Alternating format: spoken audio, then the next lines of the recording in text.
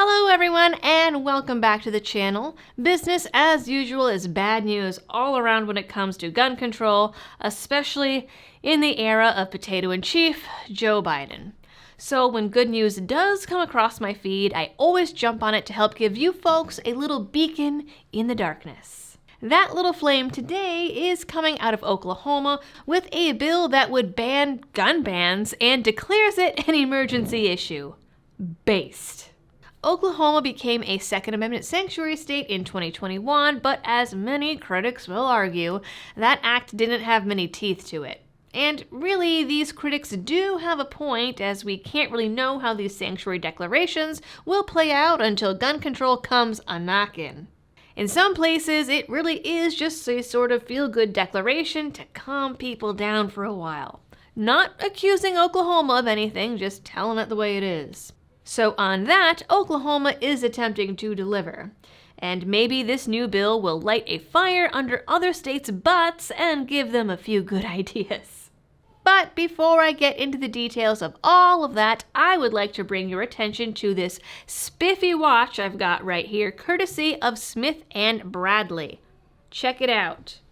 They have everything from tactical and field watches to dive watches to withstand active pursuits, punishing environments, and demanding jobs.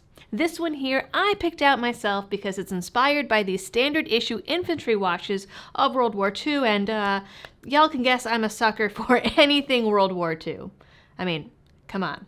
Not only are they sponsoring this video, but every purchase made through my link also helps support the channel, so check them out today at the link in the description and the pinned comment.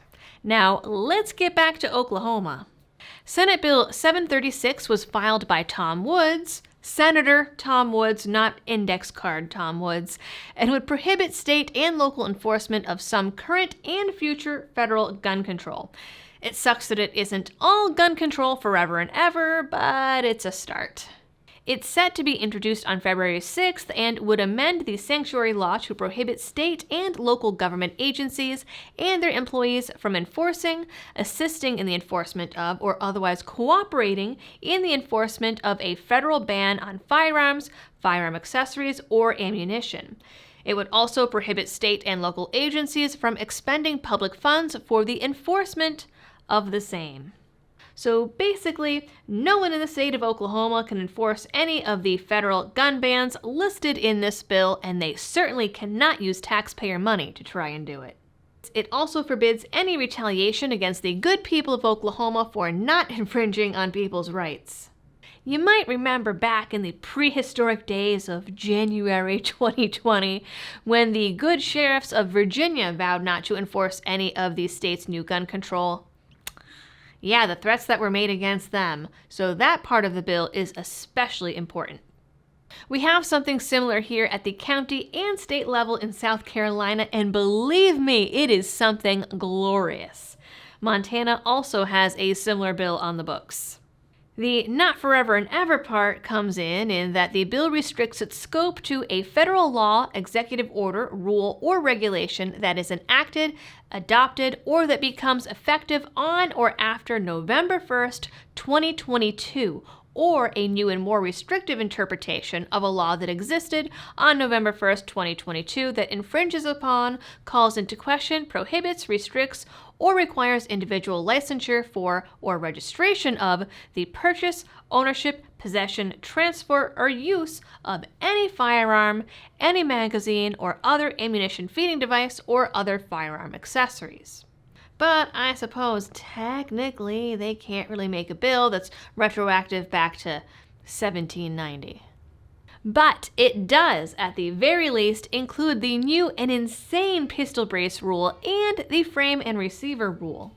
While such a bill doesn't wipe the rules off the federal books for the rest of the country, they can still be pretty effective in that the Fed boys need state cooperation to enforce this stuff.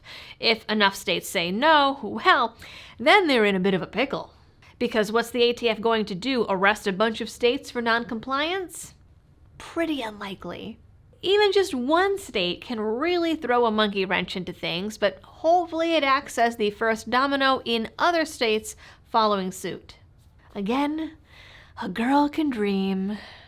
Some critics who are wrong, will counter this and say, well, the states can't do this. Oh, but you bet they can, and it's even a recommended course of action in the Federalist Papers. But even beyond that, the power for states to resist federal rules lies in the anti-commandeering doctrine. It's been backed up by 5 separate Supreme Court decisions and basically says that the feds can't force the states to help them implement or enforce any federal programs, constitutional or not. Once the bill is introduced, it will have to get through committee before hitting the floor, but in a state that already passed a Sanctuary Act, I'd say it's probably got a pretty fair chance. I don't know if you can hear it, but Liberty Baby is agreeing from all the way downstairs. Anyways, that is it for this one, gang. Please like, share, and subscribe if you're new here. Drop a comment, or 5, or 10, or 15 for the algorithm. And don't forget to check out today's sponsor. As always, thanks for tuning in. Stay safe from the ATF, especially if you have a dog. And happy shooting.